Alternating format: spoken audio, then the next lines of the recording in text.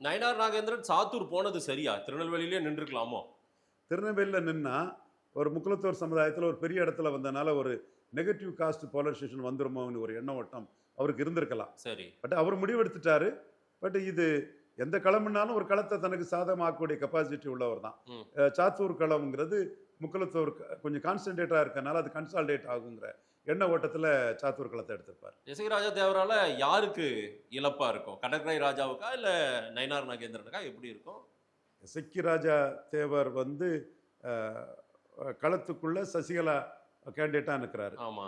அவர் அந்த இடத்துக்குள்ள பண்ற பிரச்சாரம் வந்து முக்குலத்தோர் சசிகலா, தினகரன், ஓபிஎஸ் 3 வரையும் அடிச்ச ஒரு எடப்பாடிங்கிறத மக்கள் மத்தியில் கொண்டு போவார். சரி. அதே மாதிரி 10.5 இதுல வந்து முக்குலத்தோருக்கு பெரிய அநீதி இழைச்ச ஒரு எடப்பாடி பழனிசாமிங்கிறத 2 இதையும் கொண்டு போவார். இது வந்து என்டையர் தென் தமிழகத்தில் முக்குலத்தோர் மத்தியில் எடப்பாடி நம்ம எதிரிதாங்கிறத மேலும் உறுதிப்படுத்தக்கூடிய அளவுக்கு எசகி ராஜாவோட அந்த பங்களிப்பு இருக்கும் நான் கருதுறேன். இல்ல பங்களிப்பு என்ன கணக்கெல்லாம் சொல்லிட்டீங்க. அதனால இழப்பு யாருக்குன்னு சொல்ல மறுக்கிறீங்களே? ஏன் ரிசல்ட்டுக்கு பிறகு பாத்துக்கலான்றீங்களா எப்படி? இல்லை, எடப்பாடிக்கு தென் மாவட்டத்தில் எந்த ஜாதியும் இல்லை. அவருக்கு வந்து நான் தானே உன்ட்ட சொன்னேன், நெல்லை, தூத்துக்குடி, கன்னியாகுமரியில் நாடார்கள் வந்து ரெட்டைலை டெபாசிட் இலக்கு வைப்போம் நான் தானே சொன்னேன் 24க்கு முன்ன. செய்தமா இல்லையா? கருத்து கணிப்பெல்லாம் 35 விழுக்காடு போட்டாங்களே.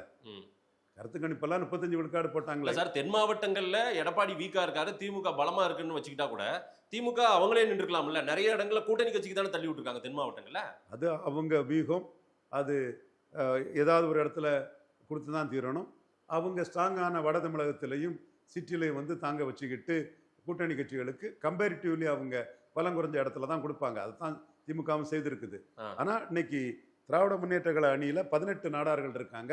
நாடார்கள் பெரும்பான்மை தொகுதியிலெல்லாம் நாடார்களுக்கு அந்த அணி சீட்டை ஒதுக்கி கொடுத்துட்டாங்கன்னு சொல்லும்போது நாடார்கள் மத்தியிலையும் ஒரு எடப்பாடி எதிர்ப்பும், அந்த எடப்பாடி எதிர்ப்புங்கிறது திமுக கலைஞர் எதிர்த்த மாதிரி இல்லாமல் ஸ்டாலின் விஷயத்தில் ஒரு மென்மையான போக்கும் நாடார்கள் மத்தியில் வந்திருக்குங்கிறத நான் பார்க்குறேன்.